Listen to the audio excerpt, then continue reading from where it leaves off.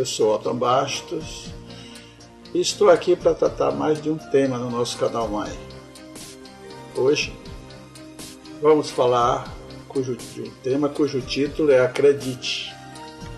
Deus está dentro de cada um de nós. Inspirado nos ensinamentos de Jesus.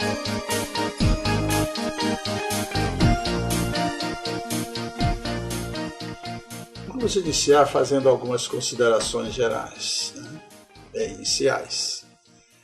Então, a história relata a existência de preciosas informações a respeito da evolução dos pensamentos e dos conhecimentos humanos.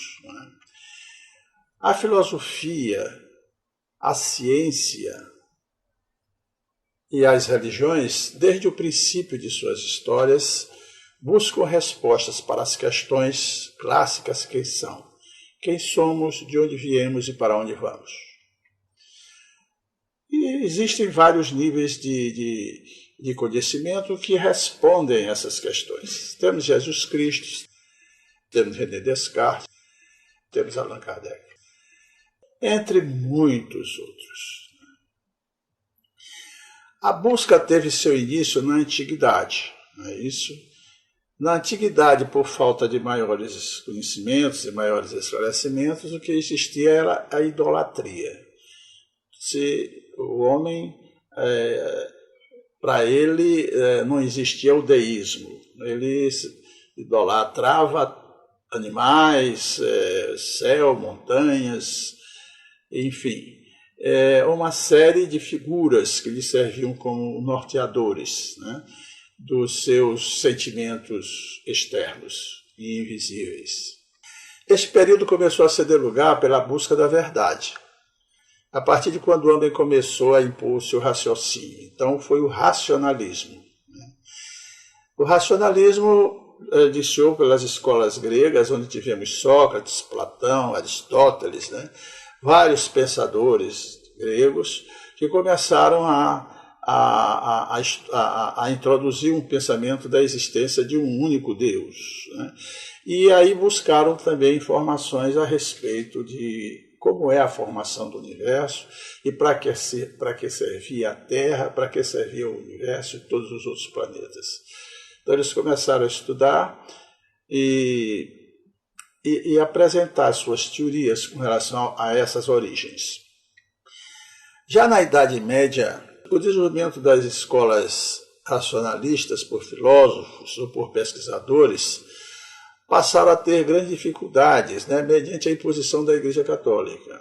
Isso colocava como autoridade única, capaz de tratar assuntos relacionados com a religião e com a natureza. O exemplo clássico é de Galileu Galilei. Ele já trabalhando com o trabalho de Nicolau Copérnico, ele já sabia, já tinha informação e começaram a publicar a teoria heliocêntrica, ou seja, que o Sol girava em torno dele mesmo e que era no centro do sistema planetário, onde a Terra girava em torno dela mesma, mas também girava em torno do Sol.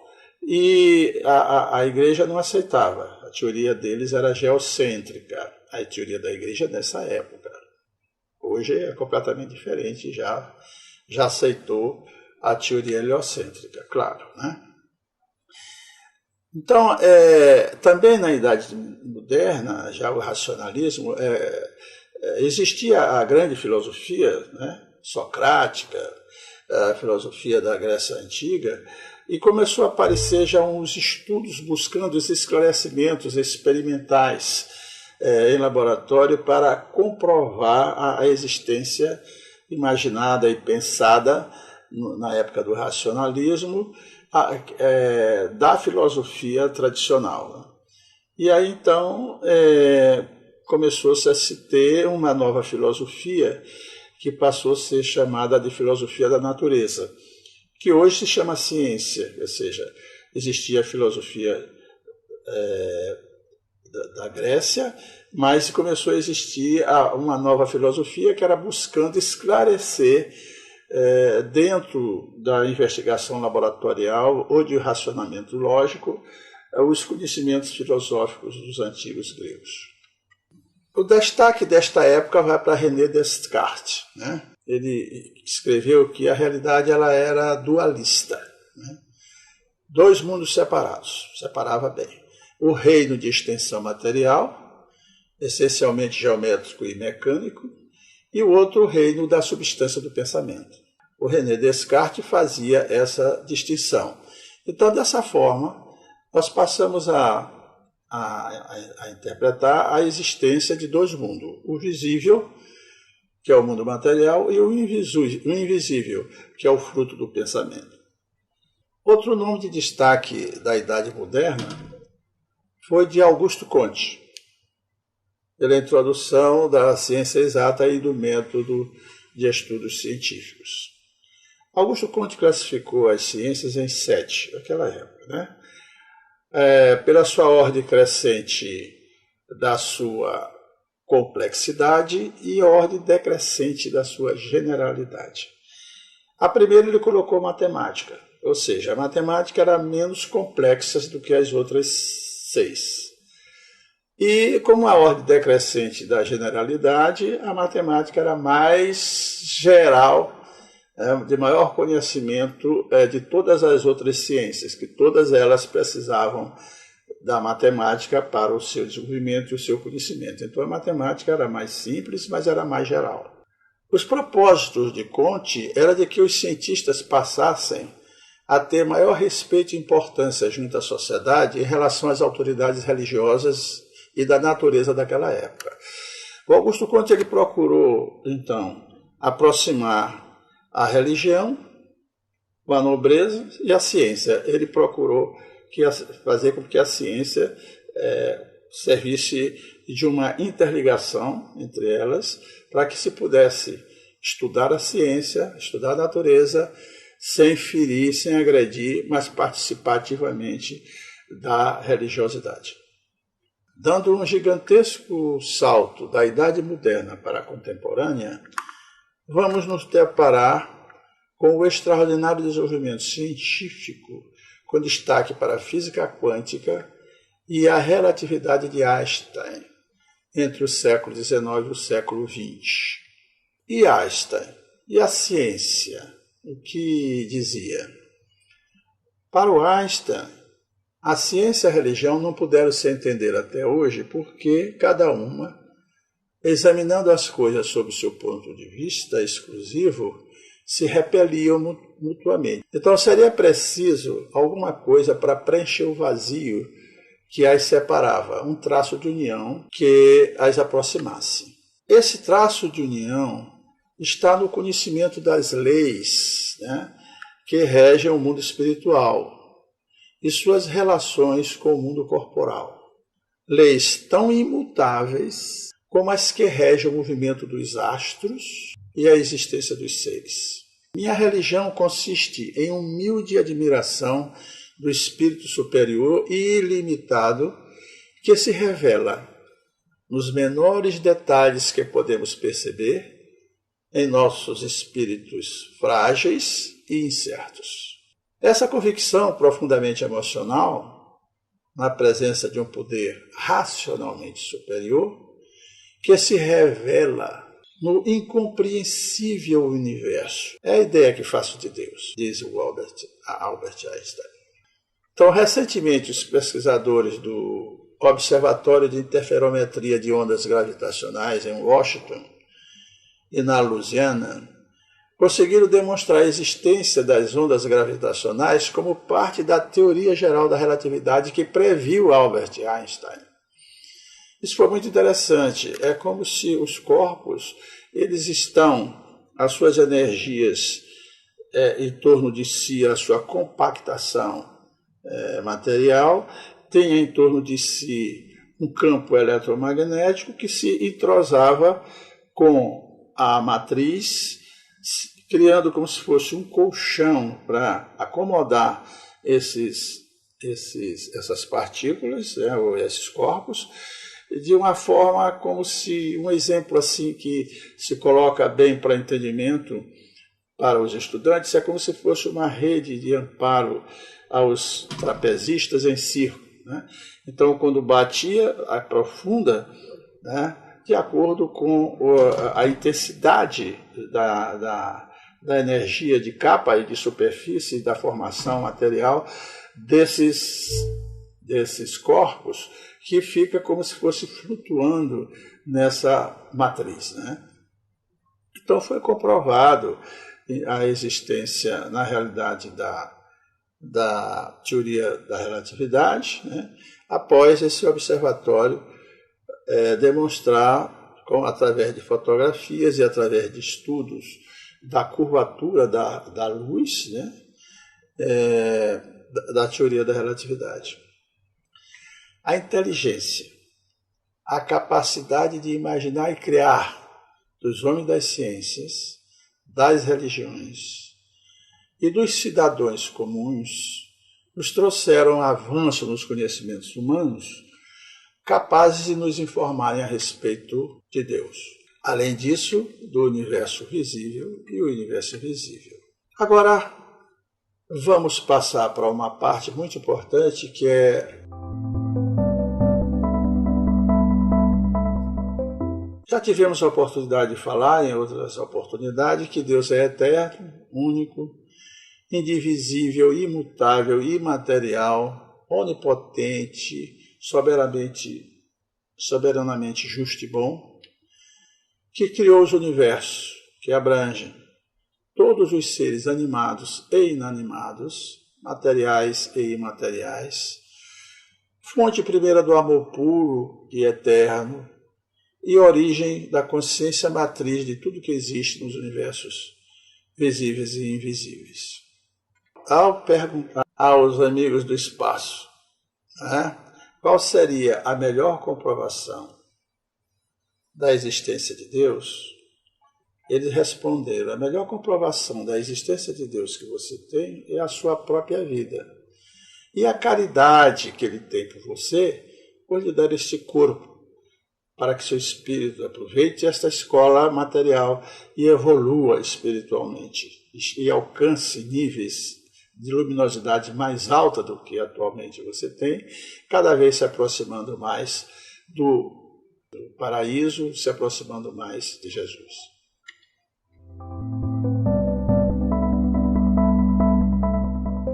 A consciência, nós temos várias interpretações, várias ideias, várias publicações a respeito da consciência.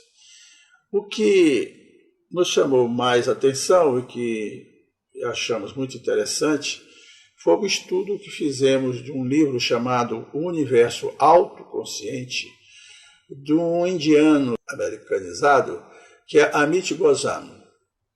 Como a consciência cria o mundo material? Tudo o que imaginamos para Goswami é imensurável.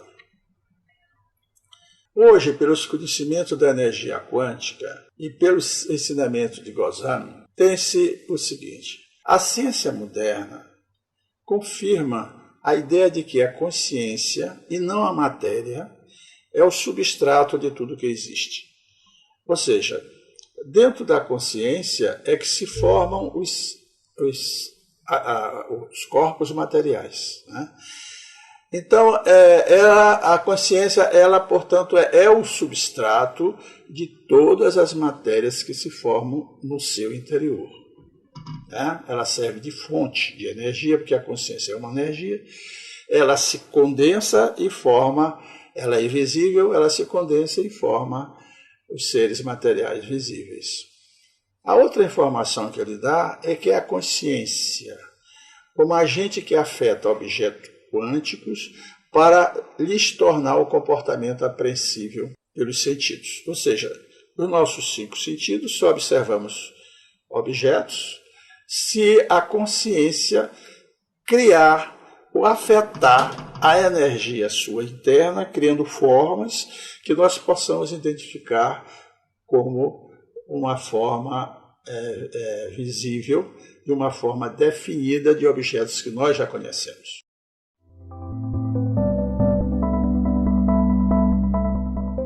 Agora, vamos falar de Gregg Braden. Gregg Braden é um físico científico e metafísico americano que depois de uma exitosa carreira como geólogo informático para a Phillips Petroleum, durante a crise energética de 1970, trabalhou como Senior Design Computer System com Martin Marietta Sistemas de Defesa durante os últimos anos da Guerra Fria. Em 1991, tornou-se o primeiro diretor técnico da operação da Cisco Systems.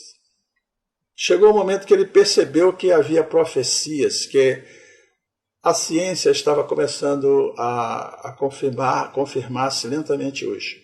Levou anos realizando estudos e pesquisas para unir ciência e espiritualidade. Ele atualmente é considerado como uma autoridade mundial sobre filosofia espiritual das tradições indígenas antigas. Ele estudou bastante Spinoza, estudou Isaías, e a partir daí, com os conhecimentos atualizados da informática e da física quântica, ele lançou um livro denominado de A Matriz Divina. A Matriz Divina é uma jornada através do tempo, do espaço, dos milagres e da fé. Nesse livro nós encontramos informações que consideramos importantes, né, para conhecermos e entendermos o tema que estamos propondo nesse trabalho. Então, Greg Burden destaca a histórica frase de Max Planck, em 1944, né, sobre a teoria quântica da matriz divina. Né? Toda a matéria se origina e existe apenas em virtude de uma força. Devemos supor que por trás dessa força exista uma mente consciente e inteligente. Essa mente é a matriz de toda a matéria. Com essas palavras, Max Planck, o pai da teoria quântica, escreveu o campo de energia universal que conecta toda a criação, é a matriz divina. A matriz divina é o nosso mundo. Também é cada coisa no nosso mundo. É o nós e tudo que amamos, odiamos, criamos e experimentamos. Vivendo a matriz divina, somos como artistas expressando nossas paixões, medos, desejos e mais íntimos sonhos nas essências misteriosas de matéria quântica.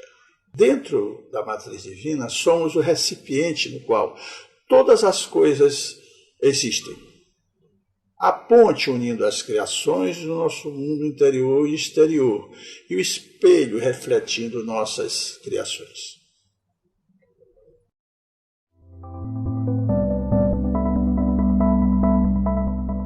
Eles nos informaram que a matriz divina nada mais é do que um componente primitivo, básico, puro, que impregnado de pensamento sofre transformações.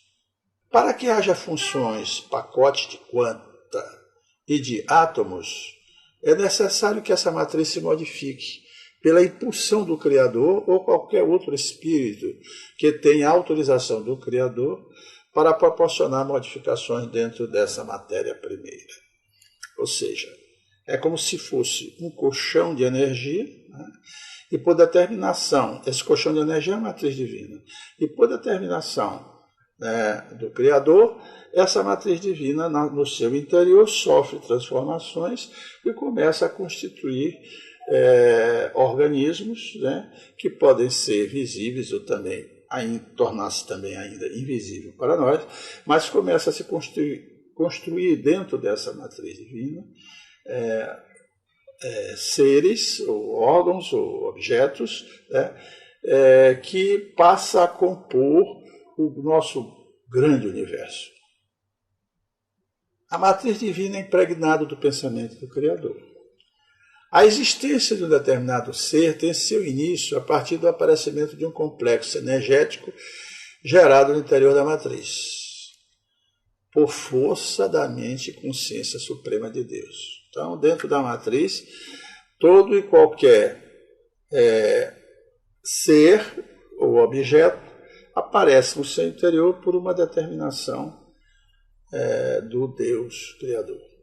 E um segundo momento, se for por sua vontade animar o corpo material, uma energia especial, denominada de energia espiritual, brota do âmago do seu amor puro e eterno para dar vida ao novo ser.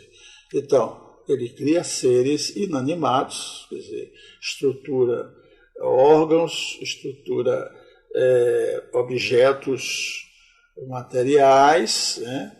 Pode juntar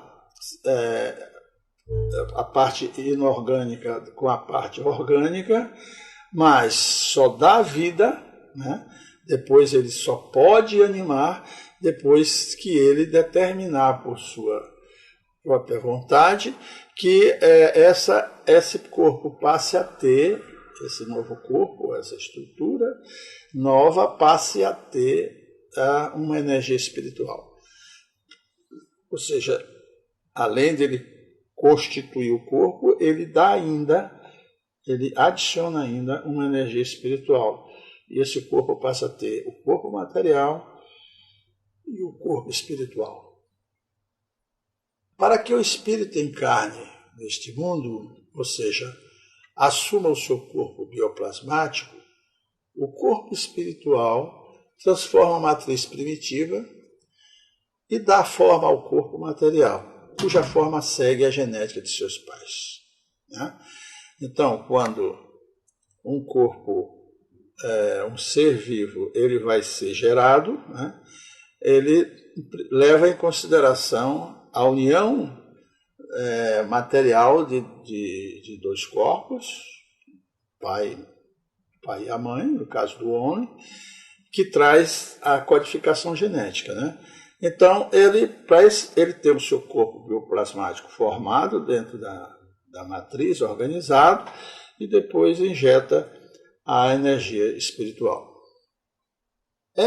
A genética, é definida pelo pensamento do espírito, que nada mais é do que um feixe de luz. Este espírito dará forma a essa matriz primitiva, que na verdade será modificada pelo campo do pensamento do próprio espírito. Modificado por quê? Tem limites de acordo com a sua moral. Mas todos possuem a matriz. Por isso que Deus o vê, por isso que Deus sabe de vós, e tudo ocorre dentro da matriz. Somos, portanto, os produtos da fonte primeira, indutora da vontade e da autoconsciência que nos deu vida. Deus.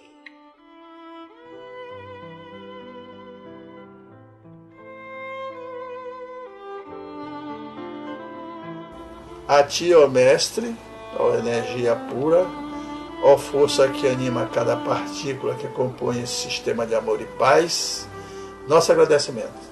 Obrigado, muito obrigado por esse momento que reuni com esses amigos, que assim seja.